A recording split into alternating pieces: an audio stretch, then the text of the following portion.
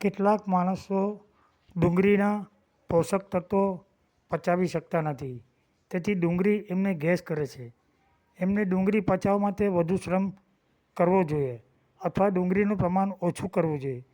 પાચન શક્તિ અને પ્રકૃતિનો વિચાર કરીને જ ડુંગળીનો ઉપયોગ કરવો જોઈએ. ડુંગળીના વધુ પડતા સતત સેવનથી લોહી ટપી અને ગરમ થવાથી ગળગુમડ થવાનો ભય રહે છે અને વીર્ય પાતળું પડી જાય છે અને સંકલિત વધારે થાય છે. ડુંગળી અને દૂધનું સાથે સેવન કરવાથી વિરુદ્ધ આહાર છે. દૂધ અને ડુંગળી એ બંનેના સેવનની વચ્ચે ઓછામાં ઓછું 3-4 કલાકનું અંતર જરૂરી છે. દૂધ પીતા પહેલાં કે પછી તરત જ ડુંગળી ખાવાથી કોઢ, રક્તદોષ વગેરે વિકારો ઉત્પન્ન થાય છે.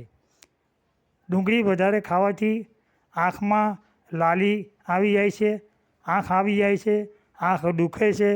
ત્યારે ડુંગળી ખાવાથી વધારે પડતી આંખથી નુકસાન થાય છે. ડુંગળી તીખી ચરચરી હોય છે, તેથી એને ખાતા મોં અને જીભ ચરચરે છે. બાફેલી ડુંગળી કે શાક કરેલી ડુંગળીમાંથી ચરચરાટ ઓછી થાય છે. ડુંગળીને વાયુનાશક ગણી છે, પરંતુ એને રાંધીને ખાવાથી અને શાક કરવાથી એ વાયુ વધારે છે. કાચી ડુંગળી વાયુ કરતી નથી, પણ જેને શરીરમાં ઓલરેડી ગરમી વધારે છે તે લોકોએ કાચી ડુંગળી ખાવી નહીં. ડુંગળીને સમારીને તરત જ ખાવી જોઈએ. સમારીને રાખી મૂકવાથી એમાં ઉર્ધ્વગમનશીલ તત્વો ઉડી જાય છે. વૈજ્ઞાનિક મત પ્રમાણે ડુંગળી ઉષ્ણ, હલકી, કડવી, ઉત્તેજક, સારક, કફજ્ઞ અને મૂત્રલ છે. એ વાયુનું અનુલોમન કરનાર તેમજ કફ નિસારક છે. તેના સેવનથી કફ પાતળો થાય છે, ગભરામણ ઓછી થાય છે, નવા કફની ઉત્પત્તિ થતી નથી. ડુંગળીનું ઉર્ધ્વગમનશીલ તેલ ફેફસામાંથી બહાર નીકળવા માંડે છે. એનું જે ડુંગળીનું તેલ છે, એનો રસ છે, એ ફેફસા માટે બહાર નીકળવા માંડે છે. એ રસનો ઉપયોગ કરવાથી છાતી પર એને લગાવવાથી ફેફસામાં જે કફ જામેલો હોય એ બહાર નીકળવા માંડે છે. ત્યારે ડુંગળીની કફજ્ઞ ક્રિયા થાય છે, તે ઉધરસ અને શ્વાસ બંને પર એનો વપરાશ થાય છે.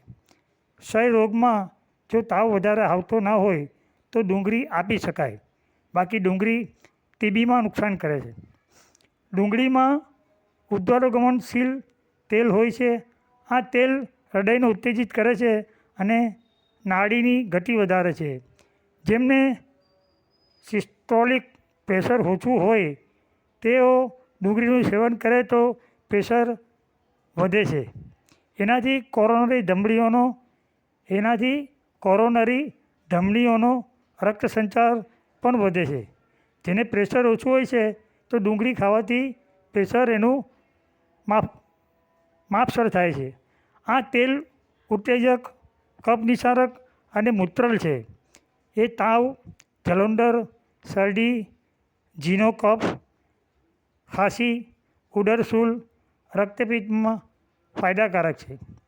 એનો બાહ્ય ઉપયોગ કરવાથી શરીર પર ચોપડવાથી ચામડી લાલ થઈ જાય છે.